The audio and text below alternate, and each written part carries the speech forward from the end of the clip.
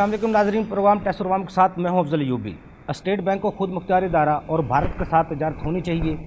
महंगाई को कंट्रोल करने के लिए क्या हुकूमती इक़दाम होने चाहिए, इस पर गुफ्तगू करने के लिए मेरे साथ लाइन पर मौजूद हैं ज़ाहिद रिजवी साहब।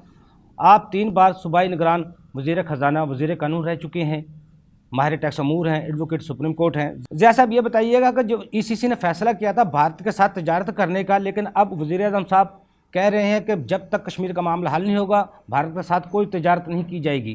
आपकी क्या राय है?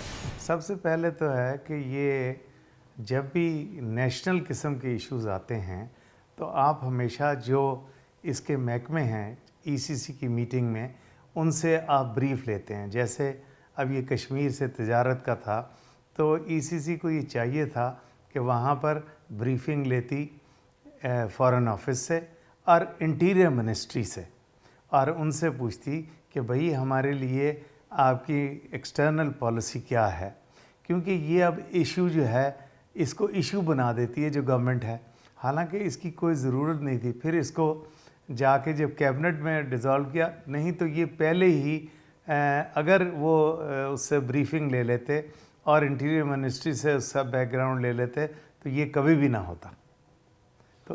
तो इसलिए इमरान साहब ने बहुत अच्छा फ़ैसला किया जो उसको कर दिया, लेकिन इस फैसले से और इसकी कैंसलेशन से एक इशू क्रिएट कर दिया जो कि हुकूमत ने अपने आप एक इशू लोगों को और गवर्नमेंट को के लोगों को दे दिया है, और जो पब्लिक एट लार्ज जो है वो इसको डिस्कस कर रहे हैं। ज़ाहिद रिजवी साहब, ये भी बताइएगा कि आजकल IMF और स्टेट बैंक के मामलात पर अपोजिशन सरापा एहतजाज है, आप क्या समझते हैं? देखिए, बात यह है कि IMF से पाकिस्तान पहले भी डील करता रहा है, कोई नया वाक़या नहीं है।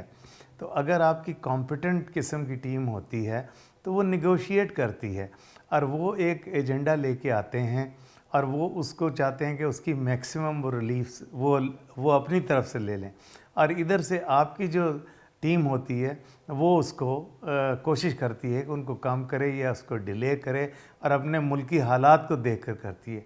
ये जो अब जो ये किया है इन्होंने कि स्टेट बैंक को तो वर्चुअली उससे इतनी ज़्यादा पावर्स दे दी हैं कि उसको मुल्क में कुछ भी नहीं कोई कह सकता, और एक्चुअली अपने आप को फॉरेन कंट्रीज़ के हाथ में दे दिया।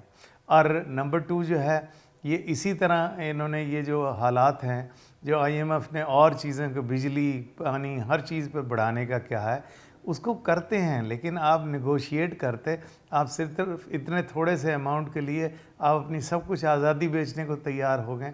तो मेरे ख़्याल में इससे पहले इनको होमवर्क करना चाहिए, और गवर्नमेंट का जो होमवर्क है वो बहुत वीक लगता है ऐसे मामले। ज़ाहिद रिजवी साहब, आखिर में मुझे सिर्फ ये बताइएगा कि रमज़ान की आमद है और महंगाई का एक तूफ़ान बरपा है, आप क्या समझते हैं हुकूमत को कौन से इक़दाम करने चाहिए? देखिए, जो हुकूमत को चलाने के लिए ज़रूरी होता है कि अपोजिशन को भी किसी न किसी तरह पार्टिसिपेट कराया जाए। अब प्रॉब्लम यहाँ पर यह है कि अपोजिशन को तो आप बिल्कुल मौका ही नहीं देते, या उनसे कोई और हर वक्त जो आपके गवर्नमेंट के या इनके जो इम्पोर्टेड किस्म के एडवाइज़र्स हैं वो जो हैं हर वक्त वो इसी बात पे लगे हुए हैं कि इनकी चोरी पकड़ लो, इनकी ये पकड़ लो, उनकी वो पकड़ लो। इस वक्त कौम और मुल्क को चाहिए कि ये सारी चीज़ों में इकट्ठे होके और एक टेबल पे बैठ के अपोजिशन भी इसमें रोल करे। अब गवर्नमेंट कोई भी अच्छा इक़दाम करने की कोशिश करे तो क्योंकि गवर्नमेंट अपोजिशन से बात ही नहीं करती तो उसको अपोज कर देती है। तो इस वजह से ये सारी चीज़ें जो हैं गवर्नमेंट के जो ये इक़दाम हैं ये इनकी फेलियर की, और आप रमज़ान में देखिएगा महंगाई जो है अपनी इंतहा को पहुंच जाएगी। ये हमारे यहाँ ट्रेडर्स को भी ख्याल करना चाहिए। बाहर के मुल्कों में रमज़ान के महीने में या रिलीजियस महीने में कीमतें गिराई जाती हैं, हमारे यहाँ कीमतें बढ़ा देते हैं। तो इसलिए कौम और मुल्क को भी अपने साथ खड़े होना चाहिए, ना कि ये सारा काम हुकूमत पे छोड़ देना चाहिए। जी बहुत शुक्रिया, आपने ज़ाहिद रिजवी साहब हमें टाइम दिया। अगले प्रोग्राम तक के लिए अफजल अयूबी को इजाज़त दीजिए। अल्लाह हाफ़िज़।